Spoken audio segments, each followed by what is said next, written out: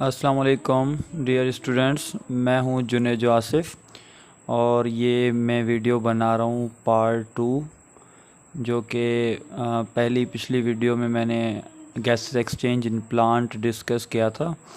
तो वो थी पार्ट 1, जिसमें मैंने डिस्कस किया था एक प्रोसेस जिसे हम कहते हैं फोटोसिंथेसिस। ये प्रोसेस मैंने डिस्कस किया था हमारी लास्ट वीडियो में, जिसमें मैंने दो चीज़ें बताई थी। एक कार्बन डाइऑक्साइड जो कि फोटोसिंथेसिस में प्लांट को चाहिए होती है, और दूसरा ऑक्सीजन जो कि फोटोसिंथेसिस में प्लांट प्रोड्यूस करके देते हैं। तो ये दो गैसेस हैं जिनका फोटोसिंथेसिस में हमने इस्तेमाल देखा था। अब हम इसके अलावा देखते हैं कि और कौन सा प्रोसेस है जिस प्रोसेस में प्लांट को गैसेस जो हैं वो चाहिए होती हैं।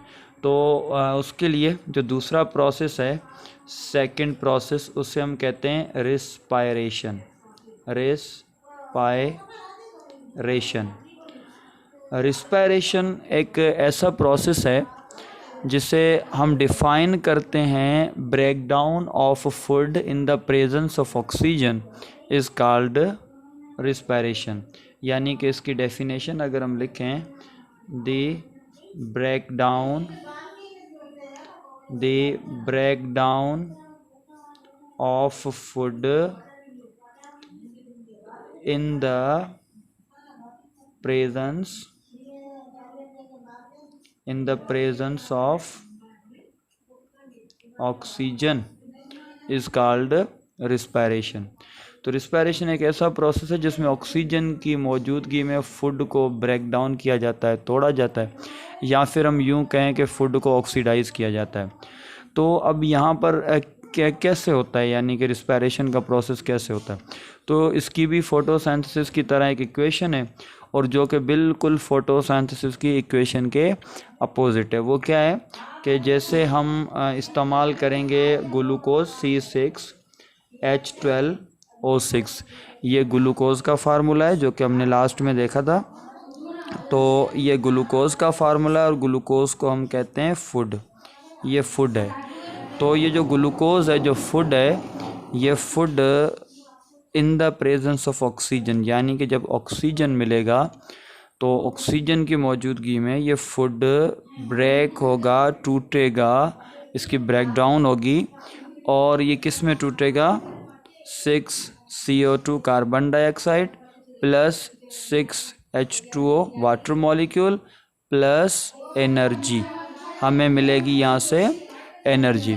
तो अब यहाँ पर क्या हो रहा है कि ये इक्वेशन एक के रिस्पायरेशन में हो क्या रहा है। तो रिस्पायरेशन में ग्लूकोज जो है वो ब्रेक हो रहा है in the presence of oxygen, और जो कि किस में ब्रेक हो रहा है? फूड की ब्रेकडाउन हो रही है into carbon dioxide and water. तो अब यहाँ पर अगर हम देखें इस इक्वेशन को, अगर हम देखें दूसरे प्रोसेस रिस्पायरेशन को अगर हम देखें, तो यहाँ पर आपको पता चलेगा कि यहाँ पर ये देखें, ये रही ऑक्सीजन गैस जो कि प्लांट को चाहिए होती है, ये प्लांट को रिक्वायर होती है। ये रिक्वायर होती है, क्यों रिक्वायर होती है? क्योंकि प्लांट ऑक्सीजन को इस्तेमाल करके अपने फूड को ऑक्सीडाइज करते हैं, ब्रेक डाउन करते हैं, तोड़ते हैं, तो इसलिए चाहिए होती है।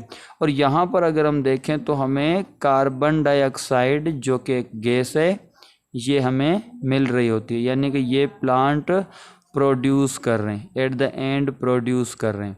तो अब यहाँ पर दोनों अगर वीडियोस को आपने देखा है, पिछली को भी देखा है और ये भी वीडियो अगर आप देख रहे हैं, तो आप देखेंगे कि गैसेस का यहाँ पर आपको क्लियर हो जाएगा कि गैसेस एक्सचेंज इन प्लांट कहाँ पर हो रही हैं और कैसे हो रही हैं। यानी कि फोटोसिंथेसिस में आपने देखा था कि वहाँ पर जो प्लांट हैं वो कार्बन डाइऑक्साइड इस्तेमाल कर रहे हैं और ऑक्सीजन जो है वो as a byproduct release कर रहे हैं। और रिस्पायरेशन में फिर उल्टा प्रोसेस है, यहाँ पर प्लांट को ऑक्सीजन चाहिए होती है, तो ऑक्सीजन जो है वो प्लांट इस्तेमाल कर रहे होते हैं और कार्बन डाइऑक्साइड जो है वो प्लांट दे रहे होते हैं। तो हम यहाँ पर यूँ कहें कि एक्सचेंज प्रोसेस हो रहा है, एक्सचेंज हो रही है कि रिस्पायरेशन में ऑक्सीजन इस्तेमाल हो रहा है और कार्बन डाइऑक्साइड हमें मिल रहा है, और जो फोटोसिंथेसिस है उसमें क्या हो रहा है? उसमें जो है वो कार्बन डाइऑक्साइड इस्तेमाल किया जा रहा है और ऑक्सीजन को as a byproduct release किया जा रहा है। तो यहाँ पर हमें पता चला कि प्लांट के अंदर गैसेस एक्सचेंज जो हो रही हैं, तो प्लांट को कार्बन डाइऑक्साइड की भी ज़रूरत होती है। क्यों? फोटोसिंथेसिस के लिए। और ऑक्सीजन की भी ज़रूरत होती है जो कि रिस्पायरेशन के लिए। अब ये तो पता चल गया कि प्लांट को ज़रूरत है। और ये भी होता है कि अगर एक्सेस है, यानी कि अगर कार्बन डाइऑक्साइड जो प्लांट की बॉडी में रिस्पायरेशन में बन रहा है, अगर वो एक्सेस अमाउंट में है, ज़्यादा है, तो फिर वो कहाँ जाता है? वो आउट हो जाता है, बॉडी से बाहर चला जाता है।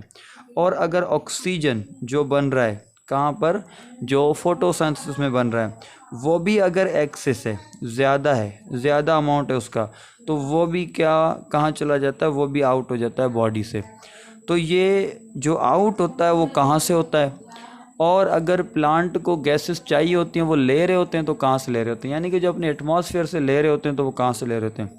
तो इसलिए प्लांट के पास एक स्ट्रक्चर्स होती हैं जिन्हें स्टोमेटा कहा जाता है। एक स्ट्रक्चर्स होती हैं जिन्हें कहा जाता है स्टोमेटा। स्टोमेटा एक्चुअली निकला है स्टोमा से। Stoma means mouth. स्टोमा हम कहते हैं माउथ को, और माउथ यानी कि कोई पोर, कोई ओपनिंग। माउथ कैसे कहते हैं? कोई ओपनिंग हो, कोई पोर हो। तो जो पोर, जो ओपनिंग होती है, उसे हम कहते हैं माउथ। तो यानी कि प्लांट के अंदर स्टोमेटा एक ओपनिंग होती है, एक माउथ होता है, जिससे प्लांट क्या करते हैं कि जो गैस चाहिए होती है, यानी कि जो भी गैस से चाहिए होती है, तो वो स्टोमेटा के थ्रू ले भी लेते हैं और स्टोमेटा के थ्रू बाहर एटमॉस्फेयर में जो है वो वापस भेज भी देते हैं।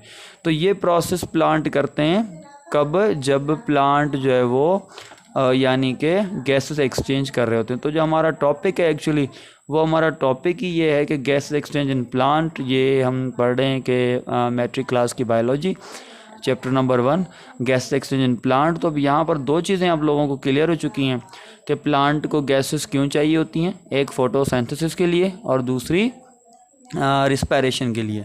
तो एक तो ये चीज़ क्लियर हो गई। सेकंड के प्लांट के पास जो गैसें एक्स्ट्रा होती हैं या जो चाहिए होती है, वो कहाँ से ले रहे होते हैं? तो वो एक ओपनिंग्स होती हैं जिन्हें हम स्टोमेटा कहते हैं। स्टोमा मीन्स माउथ, एक ओपनिंग्स होती हैं, वहाँ से ले रहे होते हैं।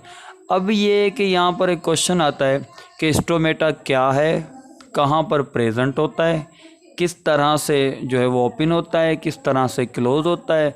तो इसकी जो डिटेल है वो फिर हम नेक्स्ट वीडियो में कवर करेंगे, जो कि हमारा होगा अब gas exchange in plant part